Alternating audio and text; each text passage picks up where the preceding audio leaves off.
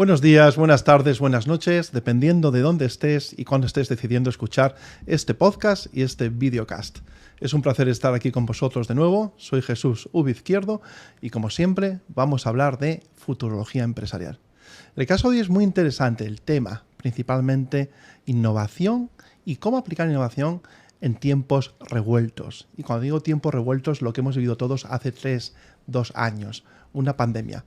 Como en momentos que son de mayor reto, aún así la creatividad, la capacidad de innovar y también el poder anticiparse y ser futurólogo empresarial puede dar con una fórmula de éxito y que también, por supuesto, lleva mucho coraje.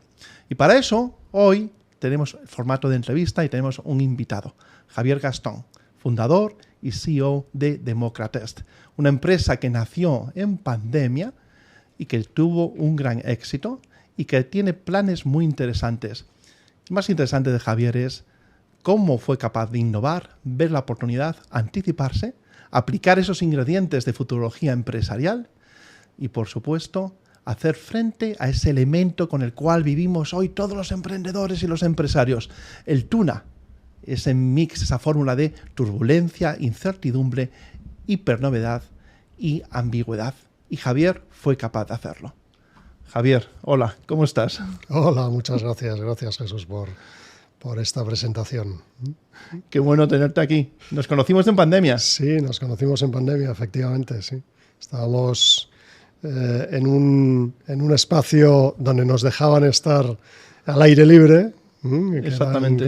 Con la afición de nuestras hijas y de tu hijo a montar a caballo. Uh-huh. Y la verdad es que, bueno, fue un placer y un privilegio poder coincidir contigo. Totalmente. Y de ahí ya nació una bonita amistad, ¿eh? 2 años y medio, pero una gran amistad. A mí me sorprendió muchísimo la primera vez que me contaste sobre lo que habías hecho, cómo lo habías hecho.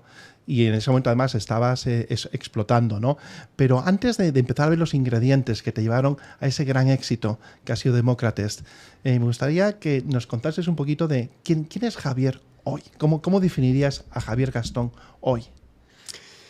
Pues vamos a ver, no dista mucho del que era cuando empecé a emprender, hace, pues no sé si en el año 94, es decir, ya llevo un largo camino recorrido. Sigo siendo la misma persona inquieta, sigo siendo la misma persona inconformista, rebelde, y que, bueno, que tiene ganas de amoldar el mundo a su visión más que de amoldarse a la visión que se ha ido creando en el mundo, ¿no? Interesante. Puedo decir, desde que te conozco, que definitivamente hay una coherencia entre tus palabras y tus acciones, que es muy, muy importante, ¿no? Es curioso porque tu recorrido no es habitual respecto a lo que has hecho a lo largo de tu vida, varios emprendimientos, diferentes experiencias profesionales. Una cosa que me sorprende es que si alguien googlea tu perfil va a salir LinkedIn, por ejemplo, ¿no? Y uno de los datos que aparece es que dejaste los estudios, ¿no? Entonces, ¿cómo es posible tener el éxito empresarial sin necesariamente seguir una línea tradicional de desarrollo profesional, por decirlo así? Porque tenemos clichés que hay que romper y que los jóvenes rompen para nosotros, pero nosotros somos emprendedores ya con canas, ¿no? ¿Qué dirías al respecto? Pues mira, lo primero que se me ocurre, Jesús, es hacerte la pregunta contraria, es decir, ¿cómo es posible tener éxito con el camino convencional, ¿no? Creo que yo desde pequeñito no encajé bien nunca en el modelo educativo. Lo que hoy probablemente se determinaría como un TDAH, un déficit de atención, pues podría ser el motivo, ¿no? Pero recuerdo que a mi padre le dijeron, cuando yo tenía 10 años, le llamó el profesor para hablar con él y le dijo: tiene usted que sacar al niño del colegio. El padre dijo: ¿cómo que tengo que sacar al niño del colegio? Sí, que su hijo no sirve para estudiar. En parte tenía razón, porque yo repetí 2 años en el colegio y estuve a punto de repetir una tercera. No porque no me sintiera a gusto en el colegio. Es decir, yo pasé cada uno de los años, los disfruté. Lo que pasa es que de una forma distinta, ¿no? Realmente siempre mostraba interés en aquello que realmente me parecía interesante y en aquello que me parecía accesorio, pues no prestaba mucho interés, que era el 90% de las asignaturas, ¿no? Luego me aceptaron en una universidad y de esa universidad me expulsaron. Luego no estaba hecho para el sistema, para el producto, digamos, que es el sistema educativo, ¿no? Lo cual no quiere decir que para buena parte de la gente que lo hace, pues sea algo muy provechoso, ¿no? Pero en mi caso, pues no era algo... Yo empecé a estudiar 3 carreras, no acabé ninguna. De todas las carreras saqué aquello que me interesaba, o sea, tenía una curiosidad pues por muchas cosas de aquellas carreras, pero no me pareció que profundizar en ellas me fuera a aportar gran cosa, ¿no? Luego esto me llevó a tener que empezar a trabajar mientras estaba estudiando y realmente yo empecé a emprender porque no me dejaban hacer en la empresa lo que yo quería hacer. Yo estaba en una empresa de comunicación, no me dejaban hacer las propuestas, yo hacía propuestas, hacía un montón de iniciativas para la empresa y no me dejaban y bueno, en un momento dado decidí que para hacer lo que yo quería tenía que ser mi propio jefe. Es decir, ese es un poco el recorrido, ¿no? Sí, disculpa que te interrumpa, es muy curioso lo que acabas de decir porque además me identifico totalmente. Yo muchas veces de lo que fue mi experiencia corporativa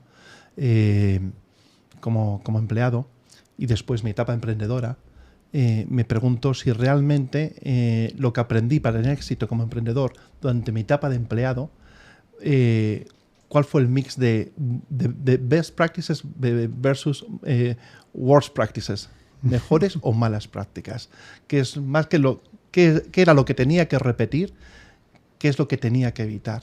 No sé cuál es tu reflexión. Bueno, yo por aquel entonces estaba trabajando en una empresa de comunicación.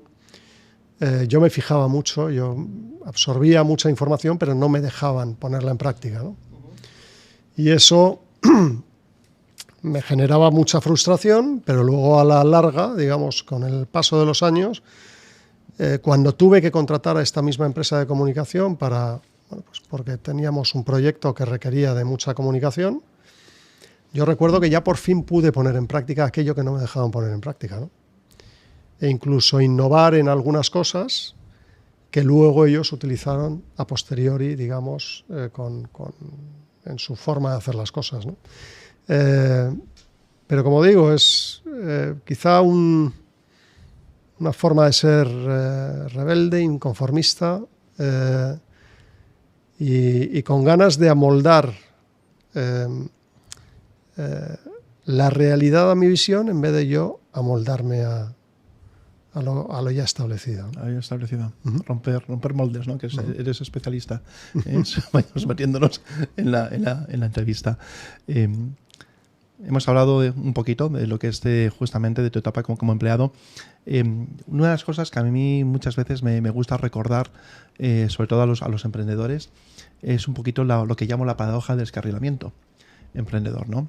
Que más o menos lo que dice es, cuidado, que la semilla de tu éxito final puede ser la semilla de tu fracaso final, de migrar de emprendedor a empresario. O sea, los emprendedores, hay una fórmula que es la que nos da el éxito, pero cuidado que si esa fórmula no la evolucionamos, podemos tener éxito como emprendedores, pero no necesariamente éxito como empresarios. Quería saber un poquito cuál fue tu mayor reto de evolucionar de emprendedor a ser además empresario. A ver, normalmente cuando yo inicio cualquier proyecto de emprendimiento, paso de una idea a conformar una realidad, y esa realidad solo tiene sentido si se vende. Es decir, al final tiene que haber alguien al que le soluciones un problema y que esté dispuesto a pagar por ello, ¿no? Cuando eso sucede, vendes una vez. Yo me suelo dedicar a prestar servicios al cliente final, es decir, no suelo hacer un B2B, sino un B2C.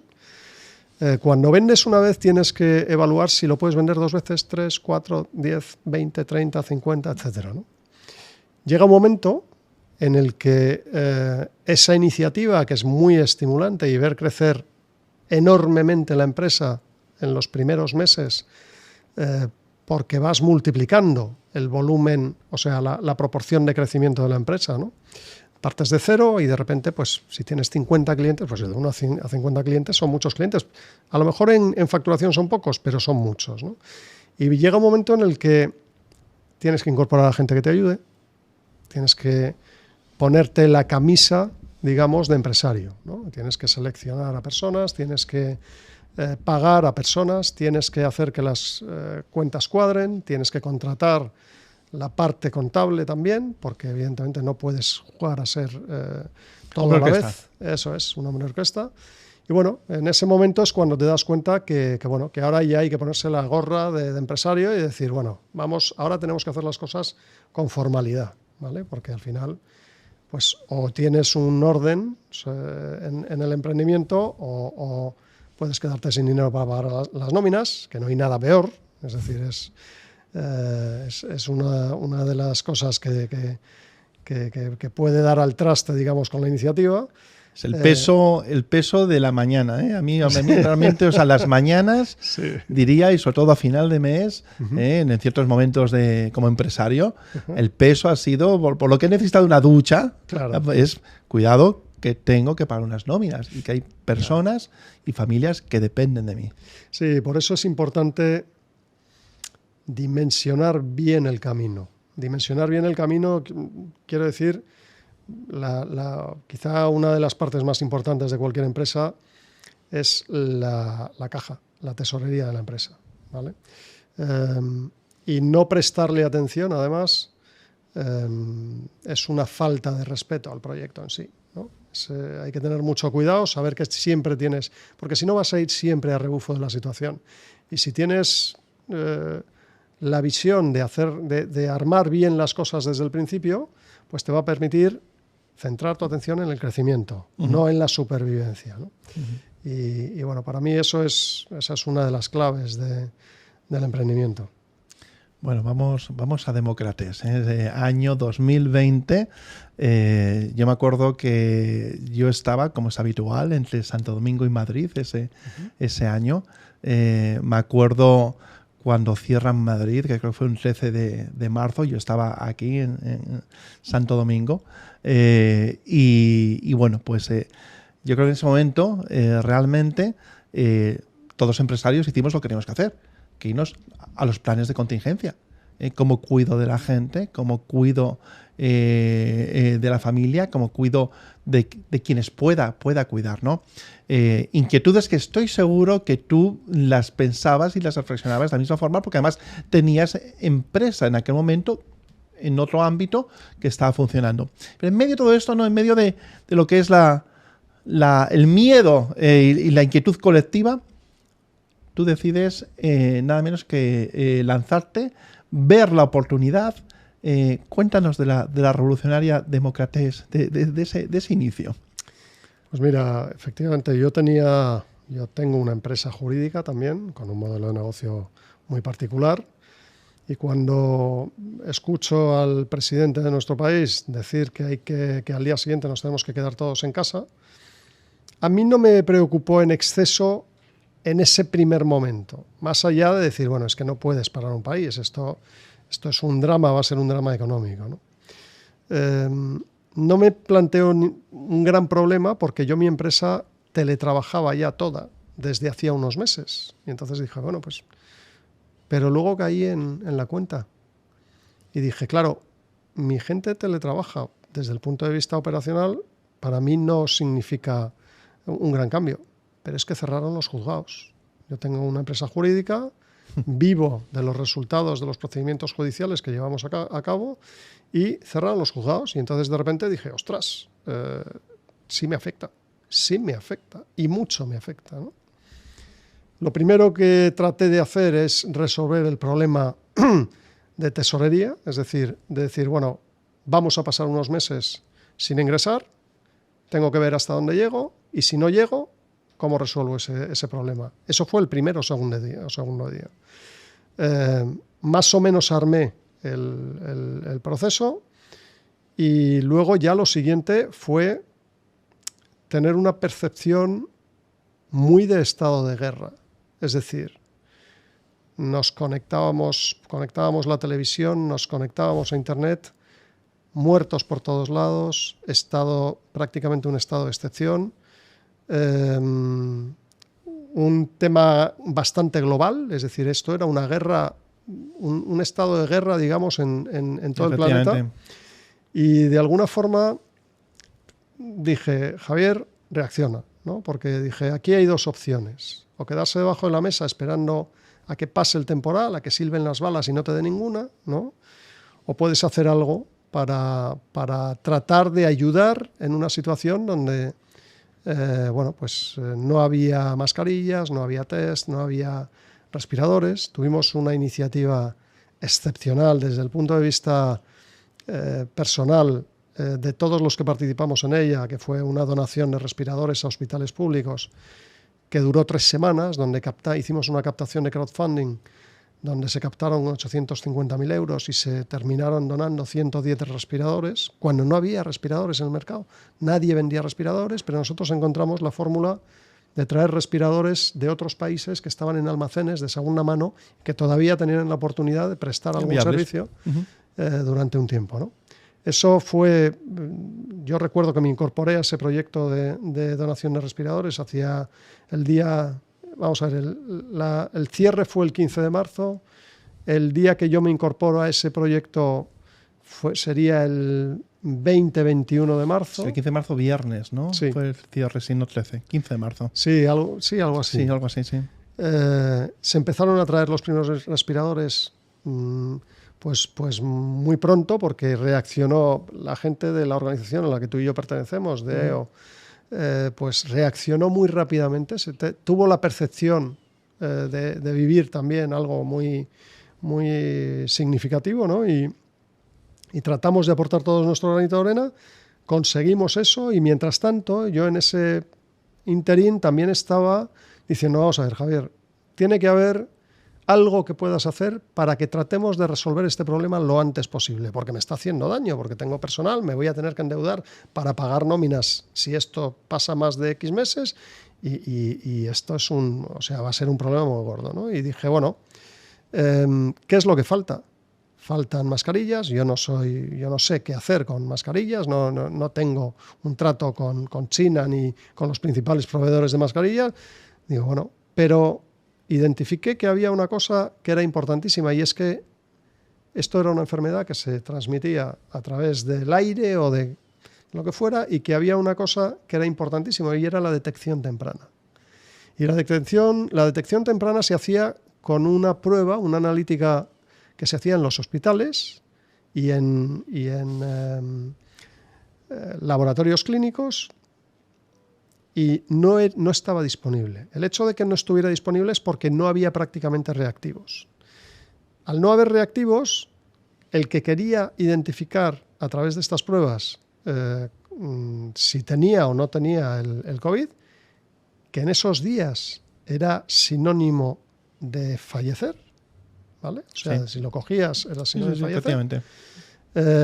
Pues era una prueba que costaba entre 150 y 200 euros.